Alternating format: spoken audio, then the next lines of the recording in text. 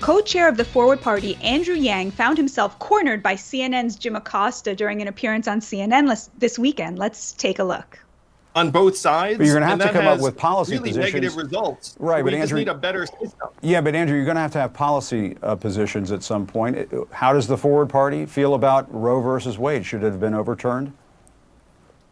Well, I personally think that women's reproductive rights are fundamental human rights. But the Forward Party has not left or right, but forward stance on even the most divisive and contentious issues. Well, what does that mean? Don't you have to take a position on something? Don't you have to take a position on something? You can't just say, well, this is a hot button issue, so I'm not going to take a position on it. You know, if you want to run the country, you're going to have to make some hard decisions, Andrew. Again, the Forward Party is about that common sense consensus majority view, which is very clear on abortion. It's clear. What about guns? What about assault weapons? On climate change. It's actually clear on just about every issue under the sun. Should 18-year-olds be able to buy AR-15s? Because of the nature of our system. Should 18-year-olds be able to buy AR-15s?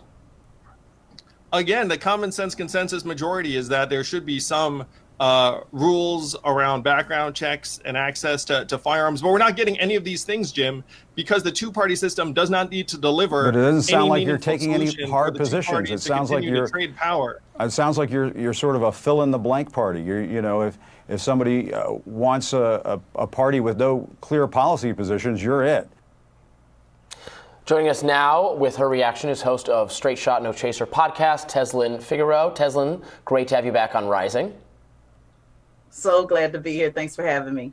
Yeah, thanks for joining us. So I guess a lot of people were kind of knocking Yang for this clip. Let me, I guess, defend him, and then you can respond. I thought his answers were just fine. He actually did answer some of those questions. He said, yeah, we should have some gun restrictions. He was suggesting there should be some abortion restrictions, and that the majority of Americans are somewhere in the middle on many of these policies, and he wasn't going to give Jim Acosta the kind of extreme left or right take. Obviously, Acosta wanting, the extreme left take, but or him to give an extreme right take for then Acosta to attack. So I understood exactly what Yang was saying, but maybe you have a different view. Yeah, that's great. Maybe he should watch this and take a few pointers, because the bottom line is Yang did not do the good thing. And that's the bottom line is he moved the Forward Party 5 steps back. Let's just go ahead and be honest. I know the Blue Cap Ministry on Twitter will get upset when I say this, but your leader failed. The bottom line, he ran for president and was not prepared for prime time. He did say that they had some parties, but he had some positions, but he just simply did not articulate that well. Andrew Yang has been talking about the math, but the math was not mathing. And it was clear that he was not prepared to articulate those messages. Again, he has some positions, I'm sure, but in order to come out on national TV and to say that the Forward Party is about moving us forward, he needs to be able to move a message forward, and he just simply did not do it. And I know folks will make excuses for him, but if you want your leader to be able to bring people over to the Forward Party, you have to be able to take a position and take a stand. We are at a place in time where we have to draw the line, and then we have to do what I call push the line. And he simply did not do that. And so if they really want to move forward, they're going to have to be honest with Andrew Yang and tell him he's going to have to do a better job. Well, but I thought people are desperate for a third party. The nerve of him to not be prepared. Right. Well, and I thought that was the message. The two-party system is the problem. It sounds like you want, so many of us want a viable third party, whether that's the Forward Party or another party, the Green Party, the Libertarian Party, et cetera. There has to be some amount of unity among disaffected people if we're going to reform the system to get around the two-party. So rather than, adopt policy positions on divisive policy questions that could alienate people, let's just go with things that most people agree on and then come together to change the two-party system, is what I thought he was saying. But he didn't even articulate that. I mean, in order to have a viable party, the key word is viable. He didn't articulate any of the things that you just said. Again, maybe he should watch this or attend one of my trainings on media, on how to do the media. He didn't articulate any of those things that you just mentioned. Great job trying to throw him an alley loop, but the bottom line is he didn't articulate it, and it was embarrassing. I was third party embarrassed, what they call. So I just started a third party. It's called third party embarrassment. Watching that. He has to be able to articulate that message. That's just the bottom line. And you're going to have to take some type of position. What he articulated is that there's a problem. We get it that there's a problem. Congrats. Now, what is the solution? How is somebody supposed to align with you when you can't articulate what the forward party is about other than repeating it over and over like a robot saying that the two-party system is a problem? We got that, Yang. Congrats. You got that. Now, what is the solution? He didn't articulate that. So Tezlyn, tell us, so show us how he should have done it. How would you have answered Jim Acosta's questions on abortion, on guns, from that third-party point of view? Show us how he should have done it. What should he have said? Well, he made the point that there's a consensus. He kept repeating over and over, there's a consensus. So articulate what that consensus is. What is that consensus?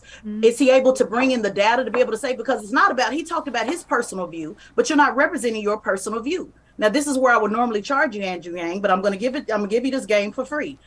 Instead of talking about how you feel, talk about the third party. Has he taken any polls? Does he know what the party feels? Or is this just another fundraising grift? Because that's the energy that people will get if he's not articulating it. If he has taken a poll within the forward party and say, hey, 60% of forward party members believe that reproductive rights should be left up to women. 60% of folks believe in gun issues.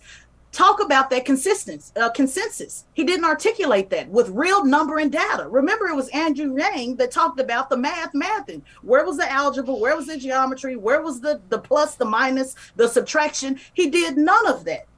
He just talked in circles, and he should be more prepared. It wasn't like he was up against the toughest interviewer in the world. I go on Fox News all the time, the Lions Den, please. It was CNN, it was softball, and he failed.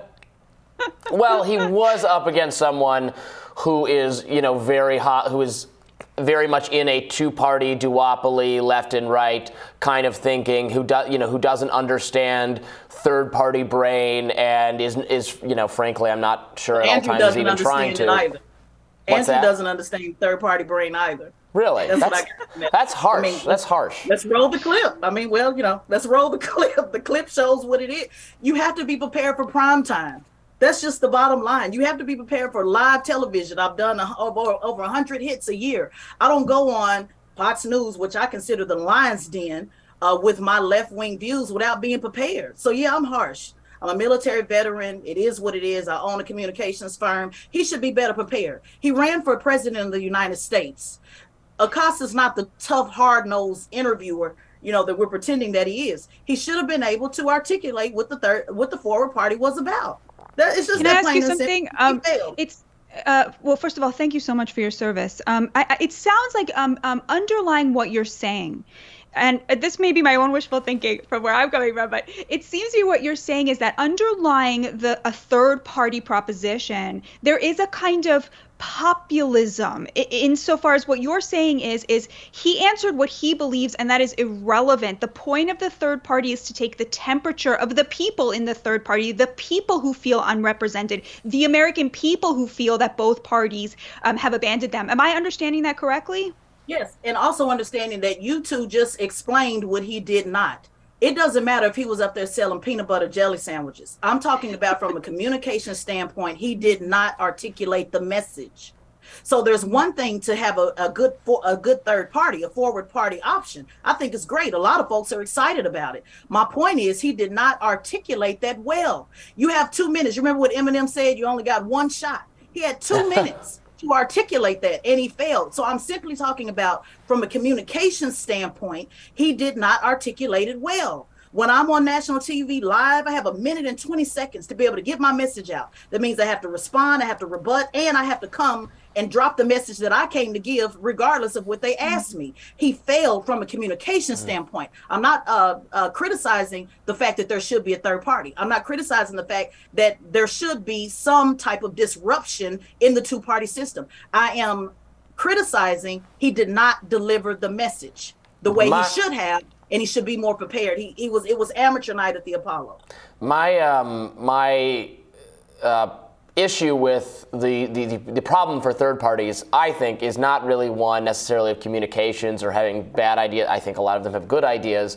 The structural hurdles the obstacles are so insurmountable, in my view, for a third party to emerge. I wonder if you share that view, because, and for my mind, then that implies that third parties should be laser focused on structural reform to the system, to getting a different voting system, where if you get a certain number of votes, you have that amount of representation, not just the winner take all. That kind of thing is what third parties need, rather than to really take really precise or perfect or better calibrated stances on issues or communicate them more effectively. Obviously, that's important, but if you had perfect communication, you would still have limited success for third parties, given the actual structures that exist.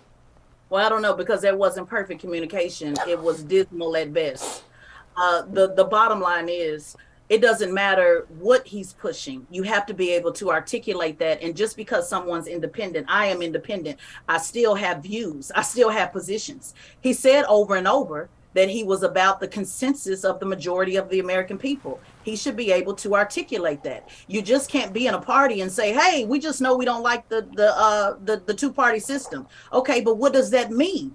Create a solution. Or he could simply just do like many people do and create a PAC and be about advocating us all getting along and healing America, or whatever it is that he's trying to do. But to actually say that there is a third party option, just like the Libertarian Party, the Green Party, any other option, you're going to have to be a big boy enough to make some decisions on some things you agree with and some things you do not. And that is how he got caught in the argument, because number one, it doesn't sound like he knows, or if he does know, he was not able to articulate that. You guys have done a better job. Maybe he should hire you. You've done a better job of articulating what he was trying to say, but trying to say it and saying it are two different things, particularly on national TV.